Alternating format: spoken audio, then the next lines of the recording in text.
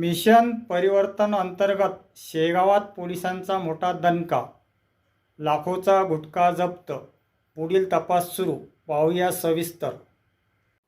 शेगाव शहरात प्रतिबंधित गुटख्याविरोधात पोलिसांनी मोठी कारवाई करत तब्बल 70,13,920 रुपयाचा गुटखा, पान मसाला आणि सुगंधित तंबाखूचा साठा जप्त केला आहे. या कारवाईमुळे परिसरात खळबळ उडालेली आहे.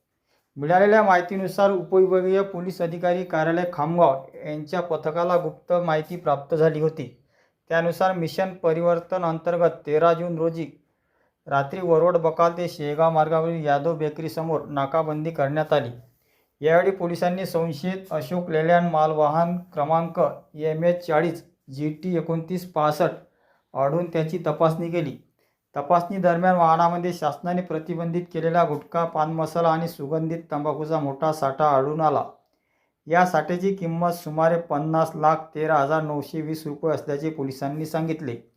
याशिवाय सुमारे 20 लाख रुपये किमतीचे मालवाहू वाहनही जप्त करण्यात आले असून जप्त करण्यात आलेल्या मुद्देमालाची एकूण किंमत 70,13,920 रुपये इतकी आहे.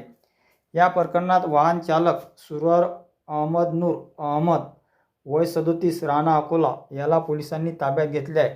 तसेच पुढील कायदेशीर कारवाई अन्न व औषध प्रशासन बुलढाणा यांच्याशी पत्रव्यवहार करण्यात आला असून प्रकरणाचा अधिक तपास सुरू आहे. ही कारवाई पोलीस अधीक्षक निलेश तांबे आणि अप्पर पोलीस अधीक्षक श्रेणिक लोंढा यांच्या मार्गदर्शनाखाली उपविभागीय पोलीस अधिकारी प्रदीप पाटील यांच्या आदेशानुसार पार पडली. PSI Sunil Raut, police constable Sudhakar Thorat, Yogesh Kuware तसेच पोलीस कॉन्स्टेबल मंगेश सोळंके आणि त्यांच्या पथकाने ही कारवाई यशस्वीरित्या केली. शेगाव परिसरात प्रतिबंधित गुटख्याची तस्करी रोखण्यासाठी पोलिसांनी उचललेले हे मोठे पाऊल मानले जात असून या प्रकरणात आणखी काही धागेदोरे समोर येतात का याकडे सर्वांचे लक्ष लागले आहे.